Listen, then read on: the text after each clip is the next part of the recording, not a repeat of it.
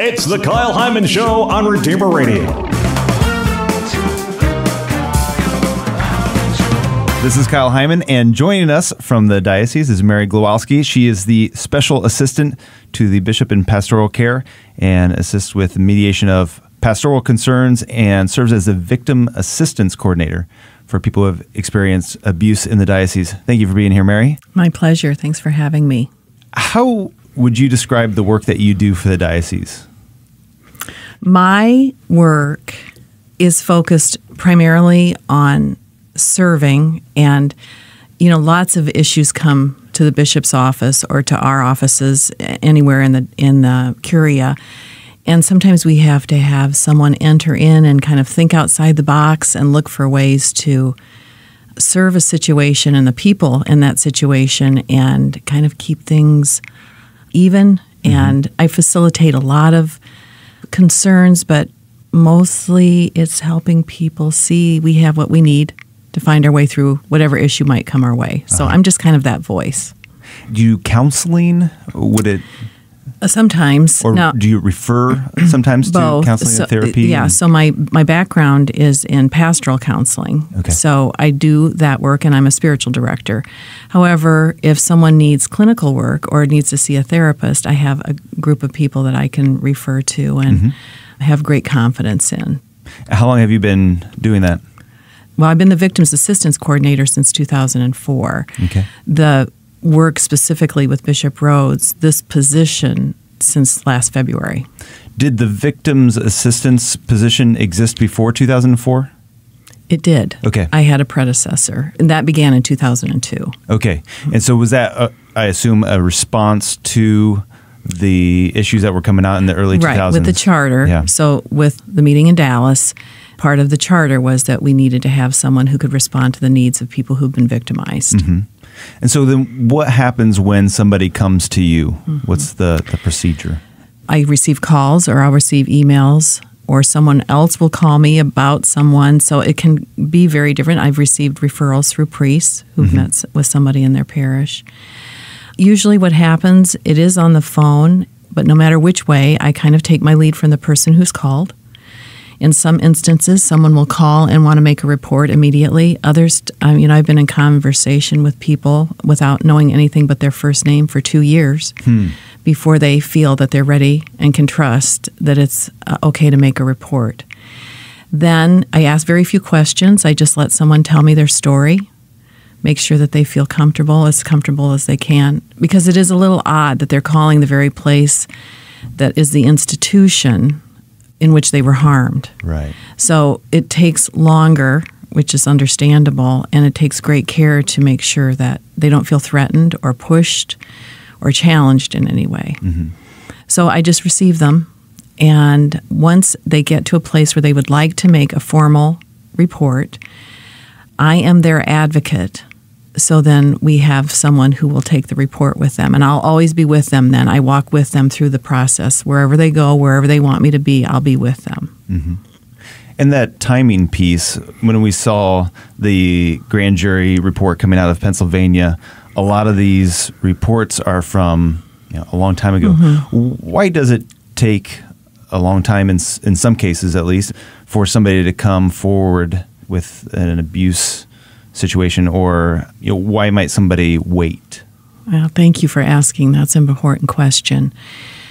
Many times, in fact, most times, when someone has been sexually abused, they've been told by their perpetrator that no one will believe them. And especially in an instance when a priest has been an abuser, that's quite a powerful role in a child's life.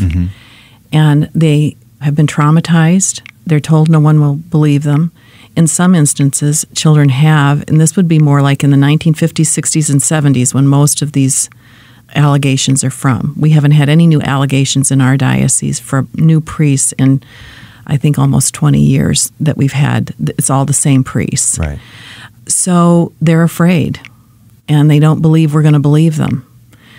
In some instances, they have told people in their families, and their own families didn't believe them, because they had this relationship with this pastor.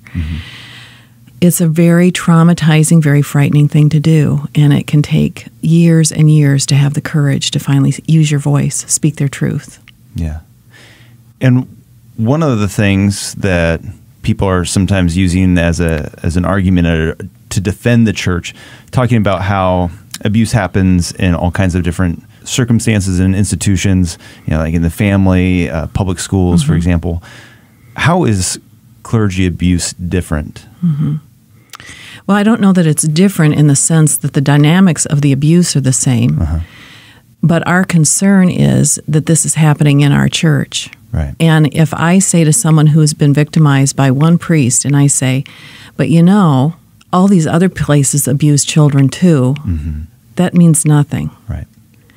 And our deepest concern should be that we want to make this right in our church. And so really, that's a good thing to be aware of. But from my perspective, that really has nothing to do with what we're confronting. Yeah. We're talking with Mary Glowaski, who works for the Diocese and is sharing with us a little bit about victims assistance that happens in the Diocese. And can you explain a little bit about some of the effects a victim of clergy abuse might suffer? Well, of course, I'm thinking of people right now. So when we talk about victims, I always have their faces in my head, right? And their voices in my head. And what they've suffered is a terrible lack of trust and the guilt because they've been frequently told that they were the cause. Their minds have been formed in a way that somehow God was part of this. And a predator, someone who uses power in this relationship, and in our instances, priests, have often told the children that they were acting for God, that God wanted them to experience what they're experiencing with Him, and that was part of God's expression of love to them. Wow. So that is just so contrary to who we are, right? And so the confusion, the lack of trust, the sense of betrayal, the sense of trust in themselves, the questioning of themselves, not having people believe them. Yeah. It's devastating. What resources are available for somebody who is needing healing, whether it be something that happened within the church or without the church? What's available? What you recommend? Healing is our goal, and so it takes so many different. It's not a direct path, and it's certainly not one path for any one person. Some instances, a person will speak with me, a survivor will speak with me, and one thing that's so important is they fight to be part of the church. I hear a lot of people right now saying they're going to leave the church. Sure. Right? The people that I work with who are survivors, they want to be part of this church, and they want it to be right, and so they fight for it. So I might have them see someone that I trust, who I think can receive them just as person to person. I have priests who certainly will walk with someone. If counseling is necessary, Bishop Rhodes has been amazing in ministering to the people who've come to us. And it's what they need. It's their story. They know what they need, so I never tell them what they need. We just encourage them to tell us their story, and God will show us what they need. And it may be their house payment needs to be paid. Wow. Maybe medical bills that need to be paid. It may need inpatient treatment. I mean, there is no one thing. It's whatever God knows that they need. We ask the Holy Spirit to show us that, and that's what we do. Yeah. What about people who aren't victims of abuse themselves, but find themselves upset from the current crisis? People are feeling betrayed, confused, like you mentioned, wanting to leave the church, not trusting the church. You have any recommendations for how Catholics can heal from this? Yeah. I've probably gotten almost as many calls about this as I have from survivors. It's about 50-50 split at this moment. I'm gravely saddened and disappointed. And I have to remind myself that what happened here is our human frailty, our sin, right?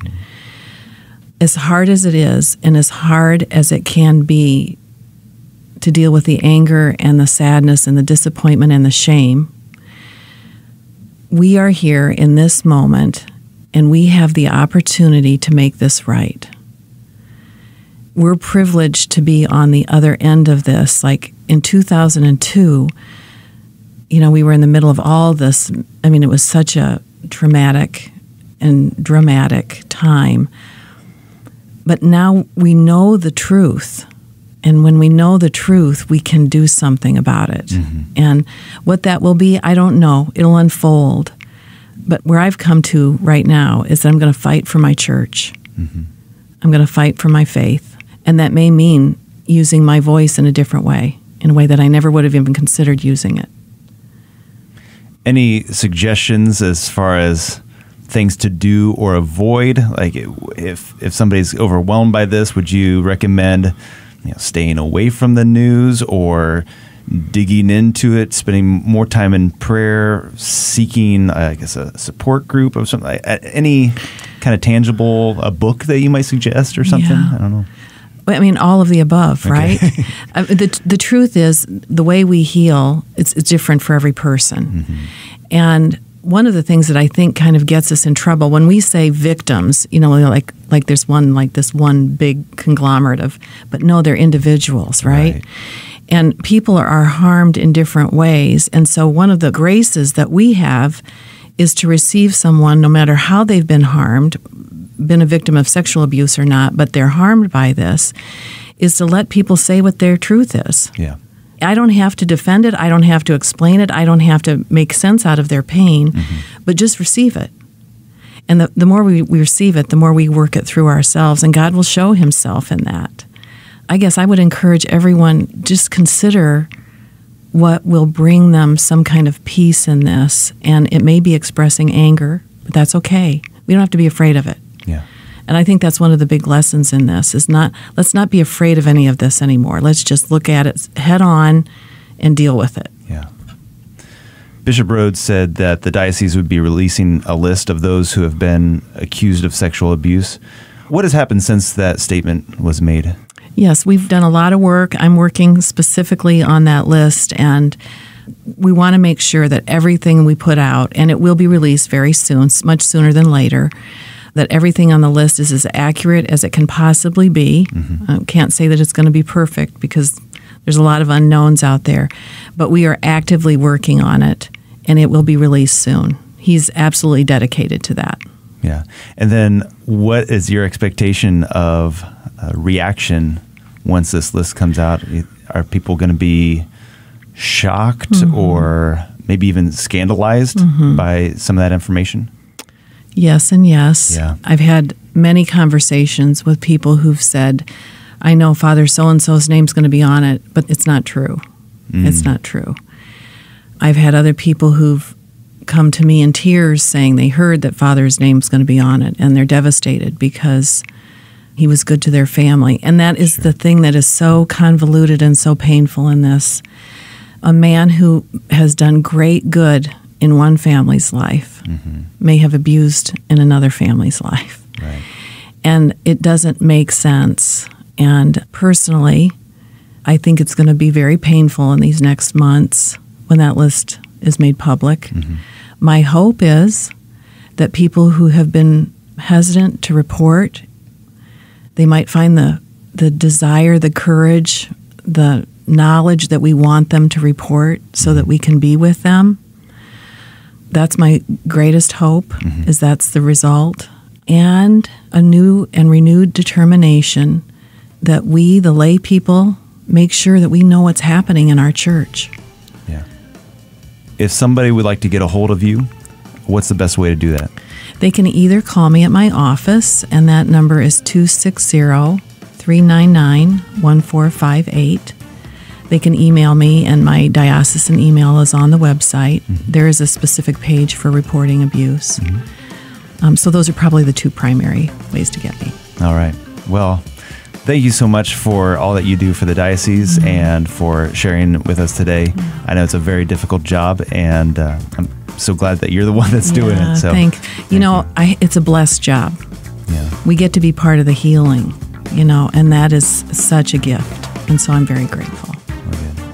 Thank you so much. Thank you.